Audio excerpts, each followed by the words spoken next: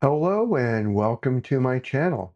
My name's Peter Abraham. I'm a second career registered nurse with a focus on hospice and palliative care and a recently certified end-of-life doula through the International Doula Life Movement. If you're new to this channel, welcome. Thank you so much for taking the time to come and visit. In this channel, we talk about things related to death and dying. After all, we are all going to die, and that should not be a mystery or a surprise to anyone, nor should it be something that we fear because we have all these unknowns about it that we're afraid to investigate, to explore. So I hope to, over time, demystify and remove the stigma from death and dying. In this channel, I have discussions for my fellow hospice and palliative care nurses. I have discussions for my fellow holistic nurses, as well as my fellow end-of-life doulas, sometimes known as death doulas, or life transition coaches. Occasionally, there'll be a gardening update. There's not been one for that for a while due to both the rain and the heat where just everything's burning up, for lack of better words. Today's topic, I'm so excited to share some news and updates as it relates to being an end-of-life doula. But before we go there, I'd like to encourage all of my viewers to engage in building resilience. For any of you who are out there day to day working with people who are chronically ill, who will keep getting worse over time, not everybody who's chronically ill becomes terminally ill, but a number of them do. And that can be very sad, and we can go through anticipatory grief and grief when they die. And unless you have resilience, that can push you out of the field, so to speak. It's very common for me to be on a hospice nursing group and have a fellow hospice nurse, a wonderful human being, say, I can't do this anymore. There's too much death. There's too much dying. And yet that's what our field involves. And what I found helps is building resilience. For me, there are three pillars. In this channel, we focus mainly on the third, but so that you're aware of the other two, first and foremost, and that's my faith in Christ Jesus. The second pillar, which I've been working on this year, if you, I encourage you to be along this journey with me, but I also know it's very hard. I've had people walk away from a conversation if I ask them to focus on this a little bit too much, and that's forgiveness. Forgiveness can be very difficult to do, and that's one of my goals this year is just to review through daily checks. Did I truly forgive? And if something comes up, Lord help me, maybe I didn't forgive as much as I thought I did. But the third pillar, I believe every one of us can do, and that's gratitude. What are you grateful for?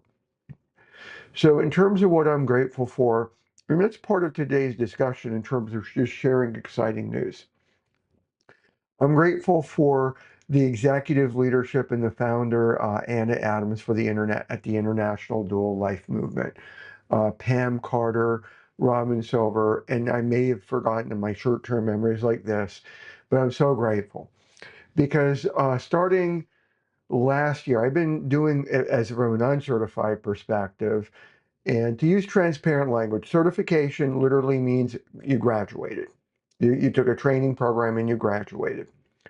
So I don't want to put on airs that it's anything more than you graduated from a school.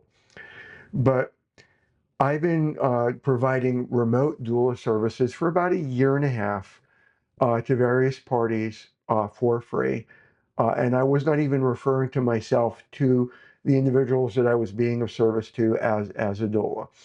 But once I learned, and I was encountering doulas in Pennsylvania, and I learned of the value that they're providing to the families for whom they serve, and the value that they're providing to hospice.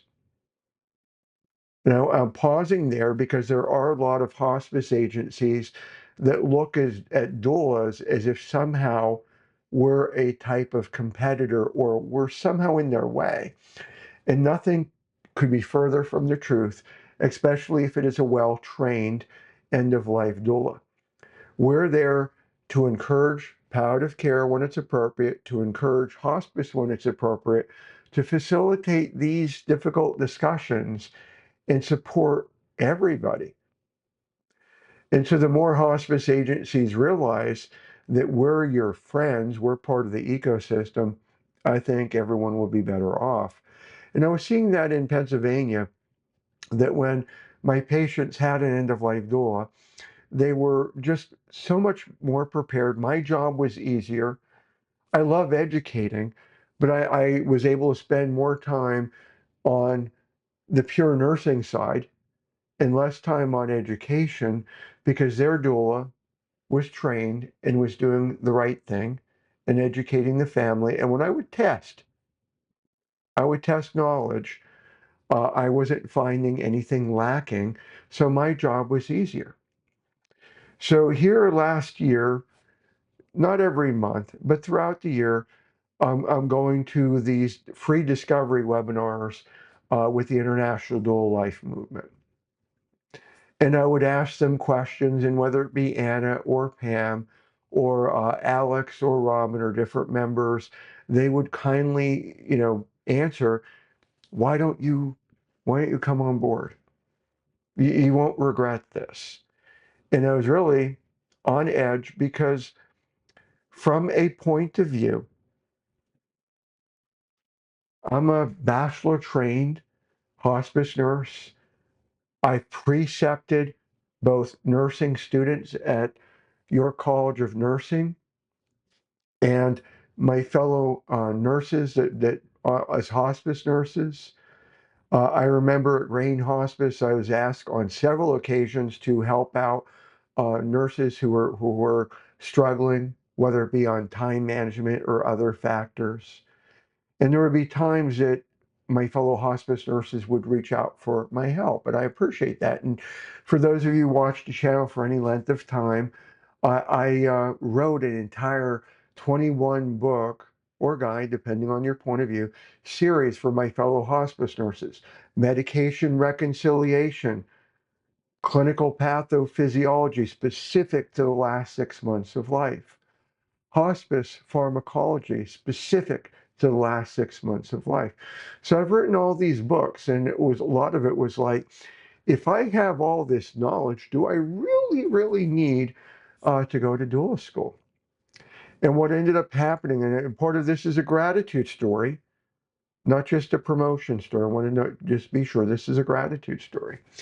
So what ended up happening is, in April, I'm not only looking at the International Life Movement, I was looking at another school, and this one is founded by a hospice nurse who also did oncology, and I appreciate her service in nursing.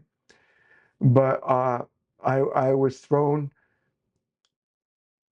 a um, a monkey wrench. I'm trying to think of the words to use when I went to a couple of the sessions, and the first portion of the session was meat filled with value of good education, but the last 30 to 60 minutes was hard pressure sell.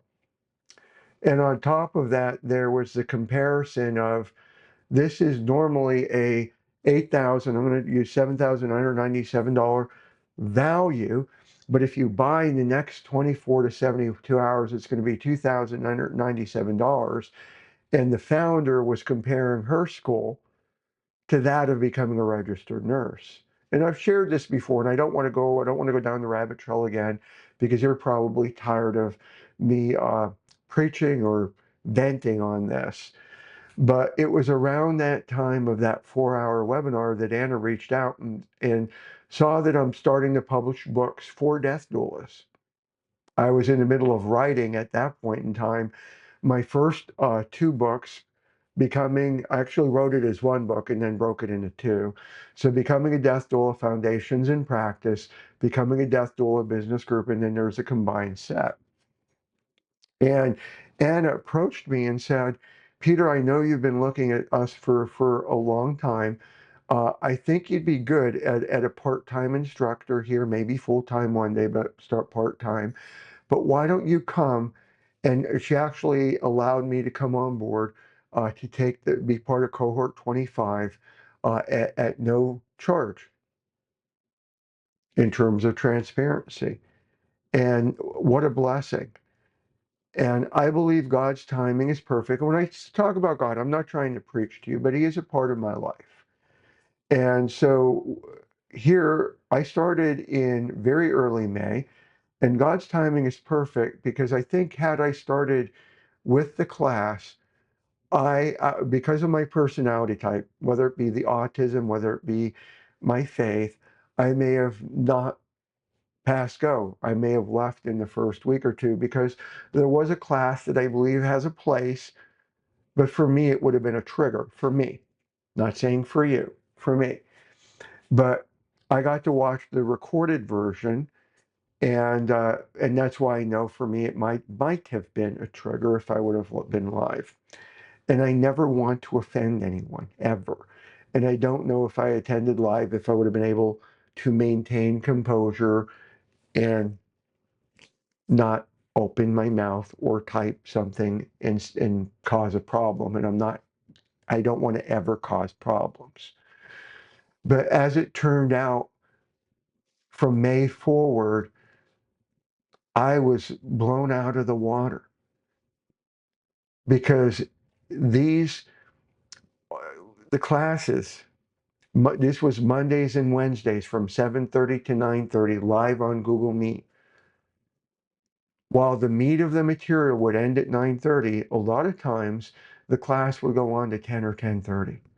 I'm not saying that to scare you if you're like, I got to go to bed at a certain time, I'm patternistic, or that's too long a time. I'm sharing with you from the perspective that this was a dynamic, interactive class. It wasn't a pre-recorded event that was several years old and out of date.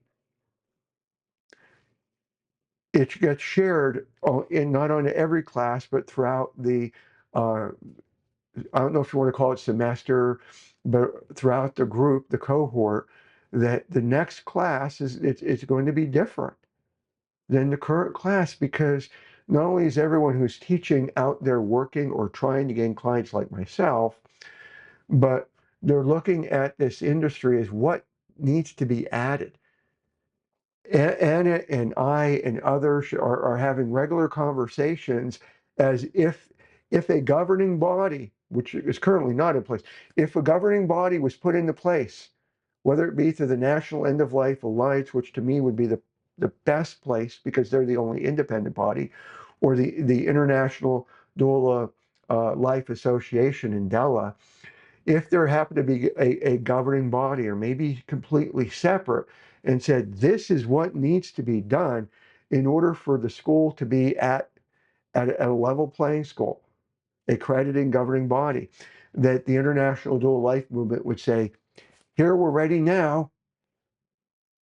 They wouldn't be rushing and trying to be ready, they'd be ready now.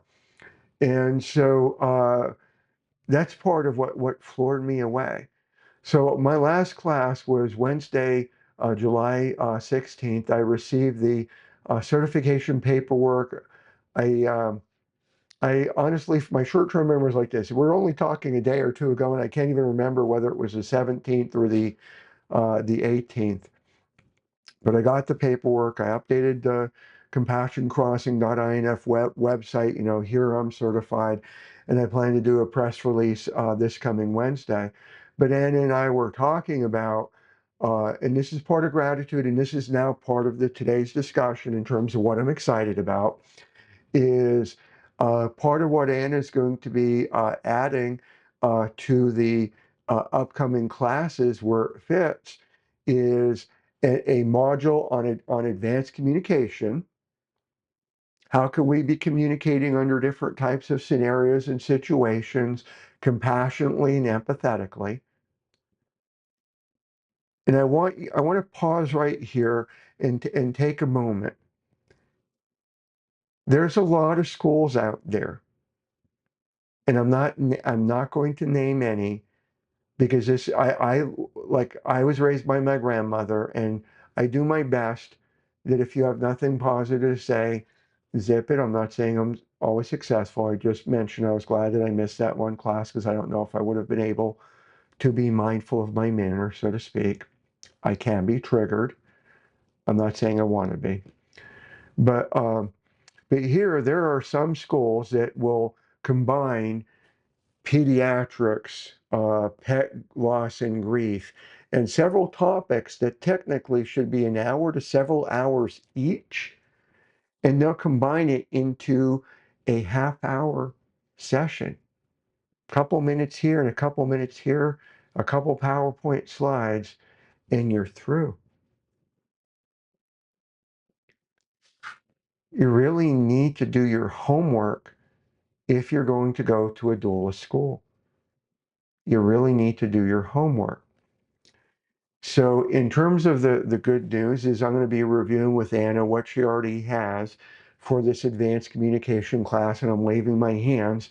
I can teach, because except for one module, it's the module that I'm glad that I missed. It's not that I can't teach it.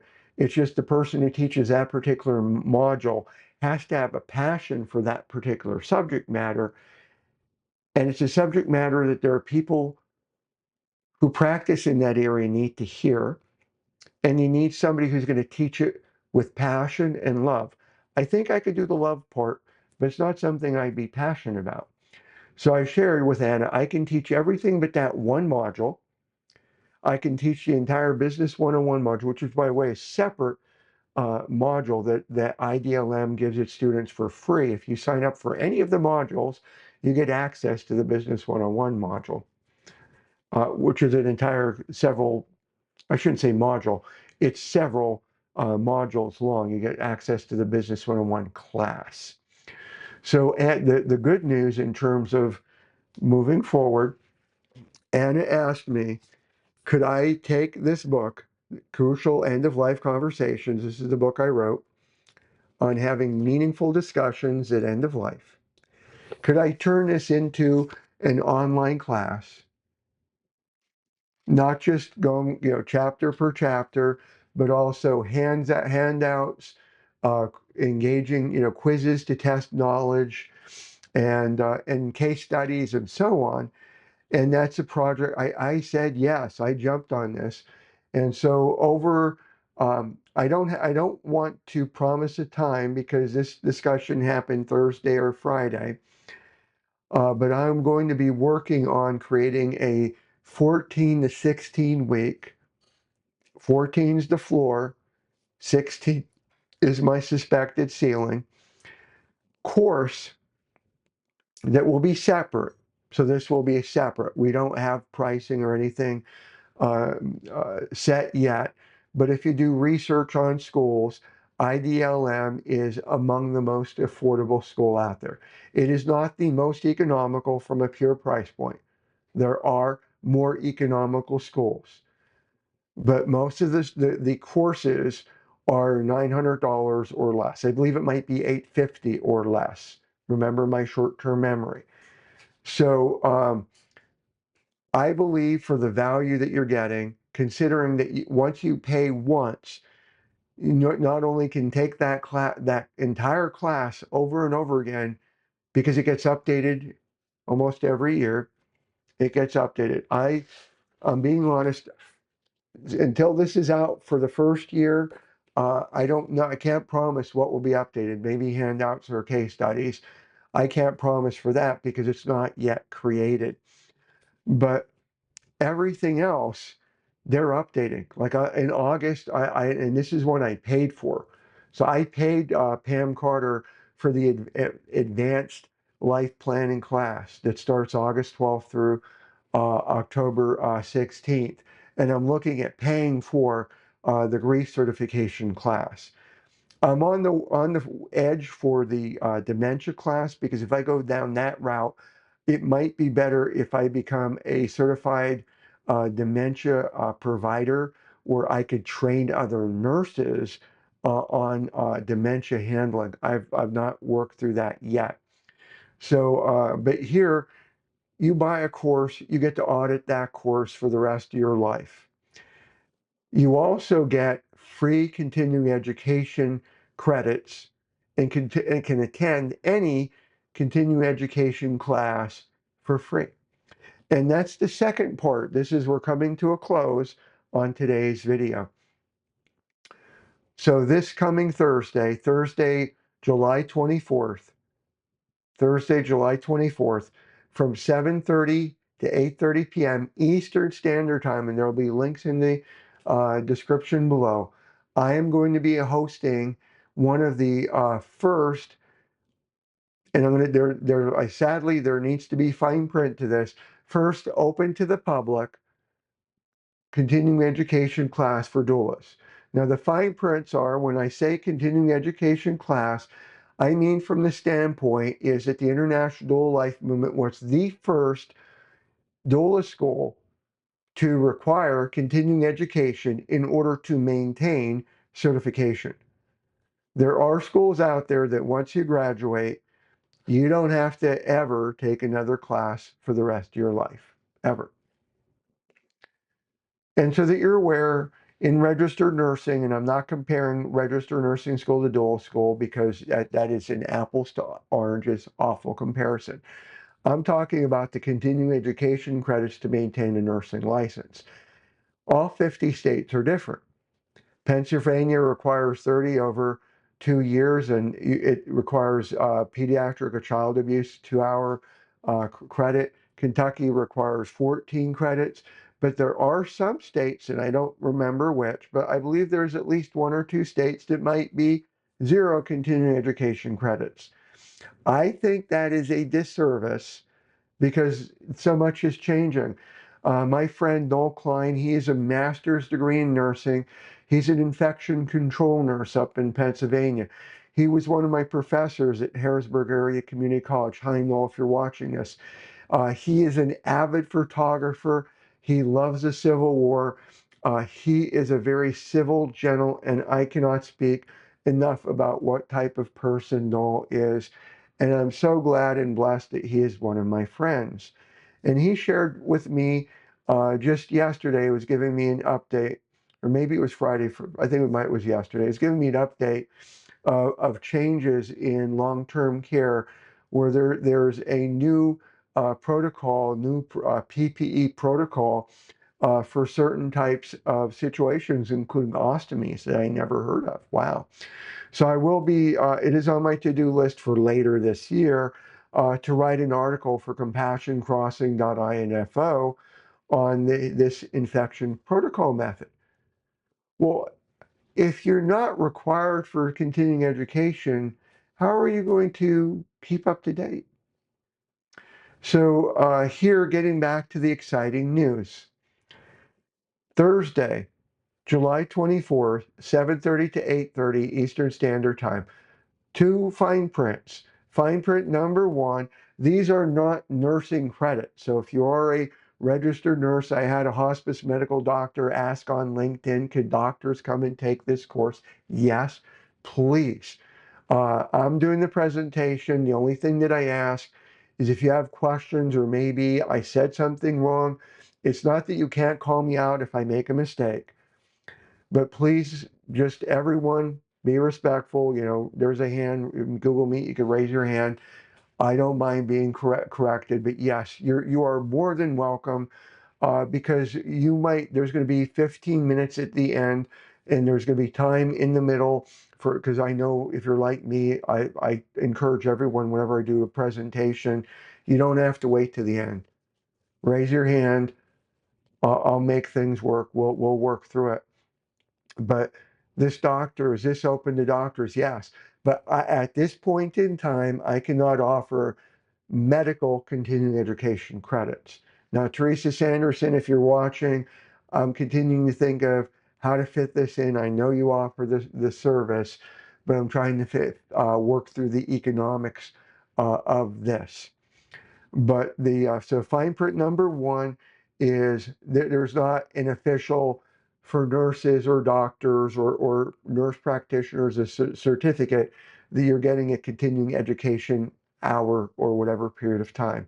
And the second thing is, while this is free for any students of IDLM, past or present, It does cost $10.95. I believe that is an extremely fair price for an hour-long presentation. Now, what this event is about is looking at dementia as it relates to hospice eligibility, as it relates to end-of-life doulas, not only recognizing when a loved one may fit a referral for hospice, how to talk to the family about hospice, the benefit of having hospice involved, how to coordinate with hospice for the loved one with dementia, how to communicate with them, the foundations of it.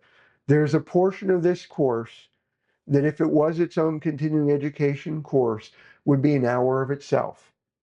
Just letting you know that in advance. But I'm doing highlights for a portion for dealing with conversations with loved ones with dementia and having conversations with the family.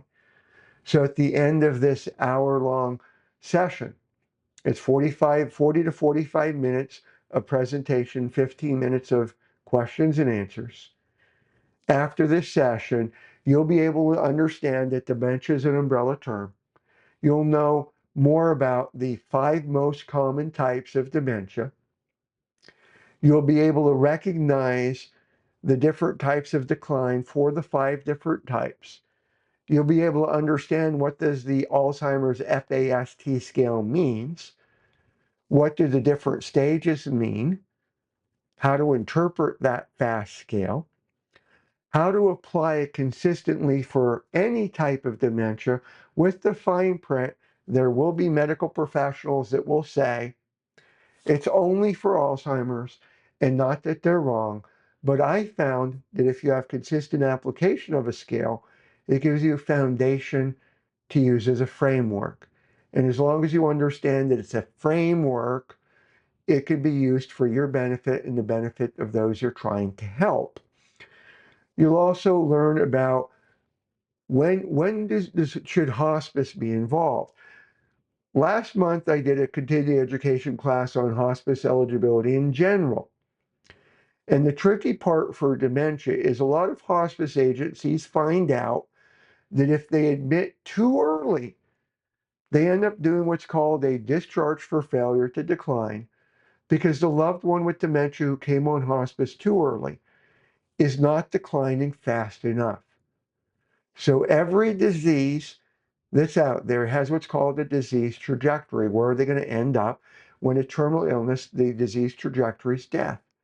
But all of the dementias come under the frailty disease trajectory, which goes like very, very, very slow, very, very slow until death. And if you admit too early in that journey, discharge, failure to decline. And I've dealt with that. So more and more hospice agencies are looking for very specific things in order to have an admission where they're going to be with their loved one from admission until death, not admission till life discharge. Then they come back several weeks to a few months later. And I've had cases, and I've known of families where they've been on and off hospice 4 or 5, 6 times. And a lot of times towards the end, the families are worn out and it's not fair to them. We're there for them. And so my hope that everyone who comes is going to benefit. And in order to enhance the value for those that are paying that $10.95 and for those that are coming for free, in my previous hospice and eligibility session, all that was received is it was recorded. Students got a chance to go through the recording, and students had the opportunity to take a test to prove their knowledge. On the test part, I don't know if that's going to be available for those paying the $10.95 version, because this is through IDLM and through their learning system, LMS. But what you will receive, because I put it together and I'm gathering the email address for those who are paying the $10.95, is I'm going to be waiting until the recorded version comes. That might be either Friday, Saturday, Sunday, when Google sends that information out. Is I'm going to be sending 3 PDF handouts. One handout is going to be going over the dementia, including the FAST scale. It's going to be doing a checklist and summarizing, just so you can print out 3 pages and have it with you as a way to have a guide. There's going to be a handout on the communication technique that we're talking about, and that's several pages long as well. And then there's going to be a last handout as well. And I apologize, even though I did this yesterday. And let me just go on my computer. Please bear with me. As I get older, I'm actually trying not to. Oh, thank you for your patience. Dementia Safety Risk Assessment and Family Discussion Guide, because we need to be careful in terms of our care planning. So I'm hoping that you'll consider joining both myself as the presenter, our fellow students that are coming on Thursday, July 24th, 2025, 7:30 to 8:30 Eastern Standard Time uh, for this presentation. For those who are interested, this is being done through square.com for collecting the payments securely through their system. I do thank you for your time. Take care and God bless.